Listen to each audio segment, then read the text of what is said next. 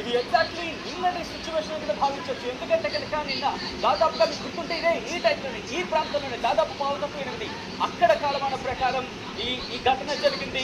ఈ నేపథ్యంలోనే ఒక్కసారిగా పౌరులందరినీ కూడా బంకర్లోకి వెళ్ళిపోండి, సేఫ్ పొజిషన్స్కి వెళ్ళిపోండి, ఇస్రాయల్ ఇళ్లలో ఉండద్దు, ఇళ్ళ నుంచి బయటకు వచ్చి బంకర్లోకి వెళ్ళిపోతుంటే కూడా ఇటు ఇస్రాయల్ ప్రభుత్వం చెప్పుకొచ్చింది. ఆ తర్వాత సినారీ మీరు చూశారు. ఇటు బెంజమిన్ నెతన్యాహు కూడా ఆయన బంకర్లోకి వెళ్ళిపోయారు. ఆయనతో పాటు కీలకమైన అధికారులందరూ కూడా బంకర్లోకి వెళ్ళిపోయి అక్కడ పరిస్థితిని సమీక్షించారు. నిన్న ఎప్పుడైతే ఇరాన్ దాడులకు దిగిందో వెంటనే పరిస్థితిని చూస్తున్నారు. ఎక్స్క్లూసివ్ విషయం చూస్తున్నారు. తెలుగులో మీకు మొట్టమొదటిసారి చూస్తుంది ఆర్టీ మాత్రం విషయంలో ఎటువంటి సందేహం లేని విషయం మీరు చూస్తున్నారు. ఇటు ఇజ్రాయెల్ ప్రధాని బెంజమిన్ నెతన్యాహు ఆయన పరిగెడుతున్న విజువల్స్ మీరు చూస్తున్నారు.